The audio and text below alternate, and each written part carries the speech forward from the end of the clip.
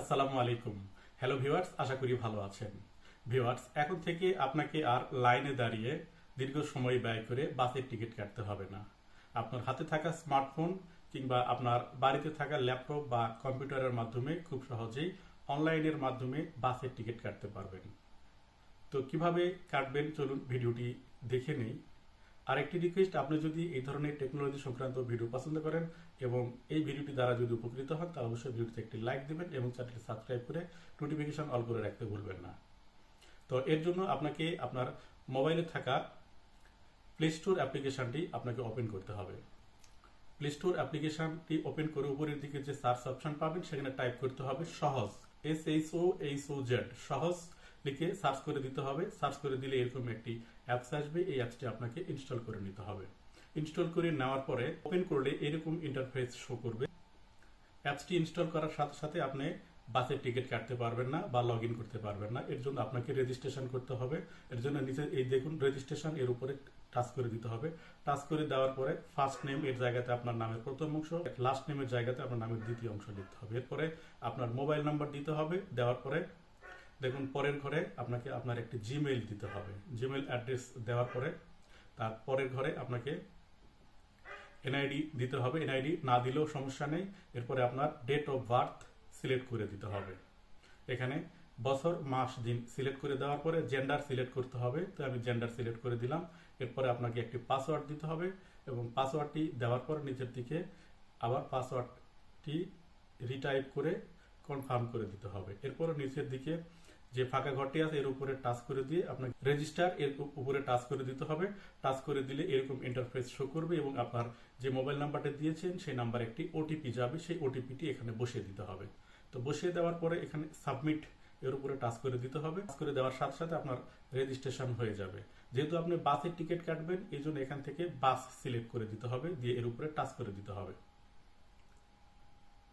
Touch করে দেওয়ার পরে এইরকম ইন্টারফেস শো করবে। এখানে দুইটা অপশন প্রথমে দেখতে পাচ্ছেন, ওয়ান ওয়ে এবং রাউন্ড ওয়ে। ওয়ান ওয়ে মানে আপনি শুধু যাবেন আর ফিরে আসবেন না, আর রাউন্ড ওয়ে হচ্ছে আপনি ওই বাসে যাবেন এবং ফিরতি বাসে ফিরে আসবেন। তো আমি ওয়ান ওয়ে এই বাসের টিকিট কাটবো, আমি যাব এই বাসে ফিরে আসবো না। এরপরে আপনার যেখান থেকে আপনি রওনা দিবেন সেটা সেই স্থান সিলেক্ট করে দিতে হবে। তো আমি ঢাকা সিলেক্ট করে দিলাম। এরপরে আমি কোথায় যাব সেটা সিলেক্ট করে দিলাম কক্সবাজার। এরপরে যাত্রার তারিখ, এখানে তারিখ সিলেক্ট করে দিতে হবে আপনি কয় তারিখে যাবেন। তো আমি তারিখ সিলেক্ট করে দিলাম। তারিখ সিলেক্ট করে দেওয়ার পরে দেখুন সার্চ নামে একটা অপশন আছে, এর উপরে আপনাকে টাচ করে দিতে হবে।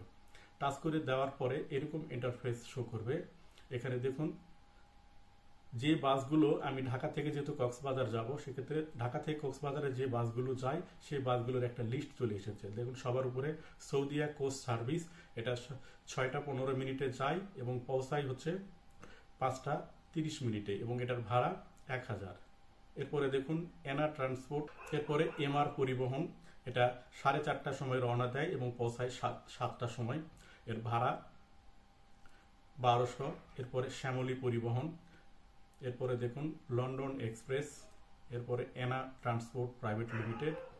এরকম অনেকগুলো বাস আসবে। এখান থেকে আপনার সময়ের সাথে সামঞ্জস্য করে এখান থেকে আপনি যে বাসে যাবেন সেই বাসটি সিলেক্ট করে নিতে হবে। তো আমি যে বাসে যাব সেই বাসটি এখান থেকে আমি সিলেক্ট করে নিব।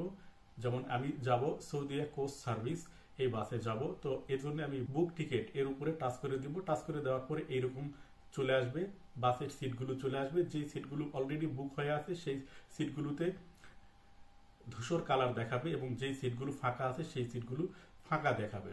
তো আমি যে সিটটি সিলেক্ট করব সেই সিটটির উপরে টাচ করার সাথে সাথে সেটা রং পরিবর্তন হয়ে যাবে। এরপরে কন্টিনিউ এর উপরে টাচ করে দিব। কন্টিনিউ এর উপরে টাচ করে দেওয়ার পরে আমি যেহেতু ঢাকা থেকে রওনা দিব, ঢাকার কোন কোন বাস স্টপেজ থেকে আমি উঠতে পারবো সেই বাস স্টপেজগুলো দেখাবে।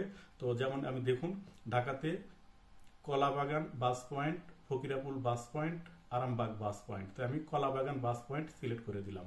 দেওয়ার পরে দেখুন এরকম ইন্টারফেস শো করবে। এখানে আবার আমাকে আমার মোবাইল নাম্বার এবং জিমেইল দিতে হবে। তো মোবাইল নাম্বার জিমেইল দেওয়ার পরে নিচের দিকে আসলে প্যাসেঞ্জার ফার্স্ট নেম, এখানে আমি আবার আমার নাম লিখে দিব এবং লাস্ট নেমের জায়গাতে আমার লাস্ট নাম লিখে দিব। এরপরে জেন্ডার সিলেক্ট করে দিব। সিলেক্ট করে দেওয়ার পরে প্রসিড টু পেমেন্ট এর উপরে টাচ করে দিব। টাচ করে দেওয়ার পরে আপনাকে এরকম সম্পূর্ণ নতুন একটি ফেজে নিয়ে যাবে। এখানে এই যে ফাঁকা ঘর, কন্ডিশনের একটা ফাঁকা ঘর, এই ফাঁকা ঘরে একটা টিক চিহ্ন দিতে হবে। দেওয়ার পরে এখানে বিকাশ, নগদ, রকেট বা অন্যান্য যে ব্যাংকিং লেনদেন সিস্টেমগুলো আছে সেই লেনদেনগুলো সিস্টেমগুলো চলে আসবে। এখান থেকে আমি বিকাশ সিলেক্ট করে দিব। টাচ করে দেওয়ার পরে কিছুটা সময় লোডিং হবে। এরপর আপনার বিকাশের যে নাম্বার সেই নাম্বারটা দিয়ে দিবেন, দিয়ে কনফার্ম করে দিতে হবে। কনফার্ম করে দেওয়ার পরে আপনি যে বিকাশ নাম্বারটি দিয়েছেন সেই বিকাশ নাম্বারে একটি ওটিপি যাবে, সেই ওটিপিটি এখানে বসে দিতে হবে। তো বসে দিয়ে নিচের দিকে কনফার্ম করে দিতে হবে। কনফার্ম করার পরে আপনার বিকাশের যে পিন সেই পিনটি এখানে দিয়ে দিতে হবে। দেওয়ার পরে আবার এখানে কনফার্ম করে দিতে হবে। কনফার্ম করে দেওয়ার সাথে সাথে আপনার বাসের টিকিটটি চলে আসবে। এখান থেকে আপনি বাসের টিকিটটি ডাউনলোড করে নেবেন এবং আপনার যে জিমেইল আইডিটি দিয়েছেন সেই জিমেইলে একটি টিকিট মেইল করে পাঠানো হবে। তো সেখান থেকে আপনি প্রিন্ট করে নিতে পারেন। তো এভাবে আপনি বাসের টিকিট খুব সহজেই কাটতে পারবেন এবং আপনি যে বাস স্টপেজ সিলেক্ট করেছেন এবং যেই তারিখ ও সময় সিলেক্ট করেছেন সেই সময় অনুযায়ী সেই স্টপেজে যায় দাঁড়ালে আপনাকে বাস তুলে নেবে। তো ভিউয়ার্স, আশা করি ভিডিওটি বুঝতে পেরেছেন। ভিডিওটি দ্বারা উপকৃত হলে অবশ্যই একটি লাইক করবেন এবং উৎসাহ দিতে চ্যানেলটি সাবস্ক্রাইব করে রাখতে ভুলবেন না।